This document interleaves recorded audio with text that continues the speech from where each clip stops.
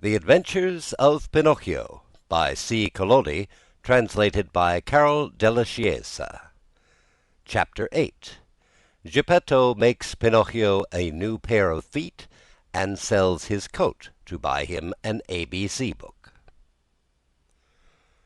The Marionette, as soon as his hunger was appeased, started to grumble and cry that he wanted a new pair of feet. But Mastro Geppetto, in order to punish him for his mischief, let him alone the whole morning. After dinner he said to him, "Why should I make your feet over again? To see you run away from home once more?" "I promise you," answered the Marionette, sobbing, "that from now on I'll be good." "Boys always promise that when they want something," said Geppetto.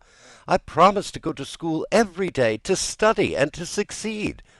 "Boys always sing that song when they want their own will."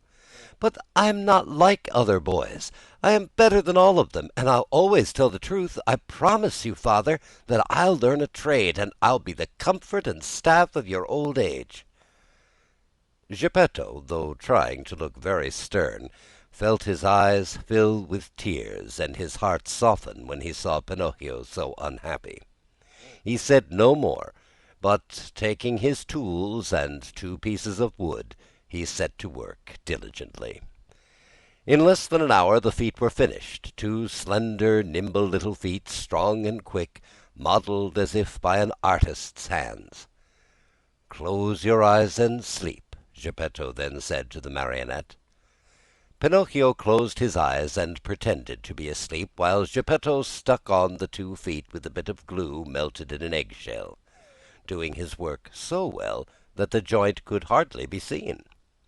As soon as the Marionette felt his new feet, he gave one leap from the table and started to skip and jump around as if he had lost his head from very joy.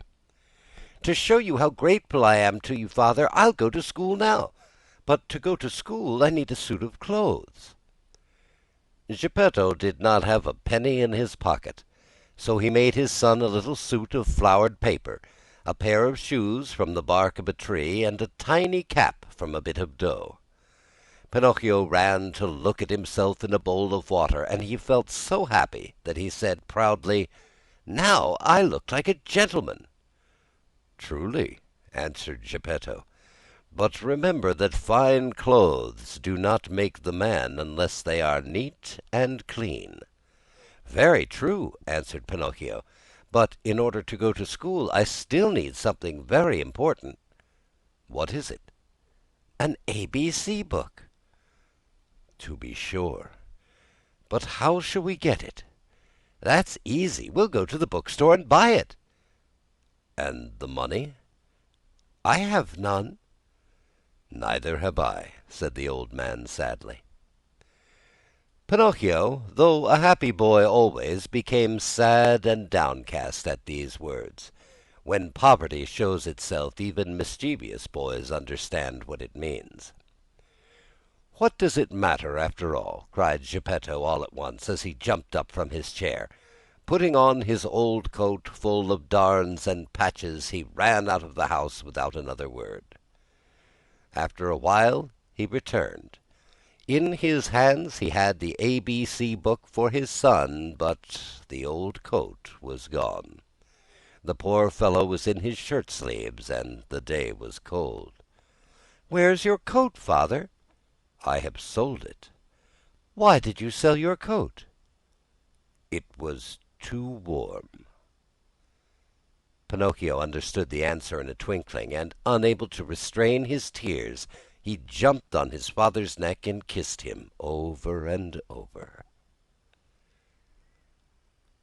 So ends chapter 8 of Pinocchio.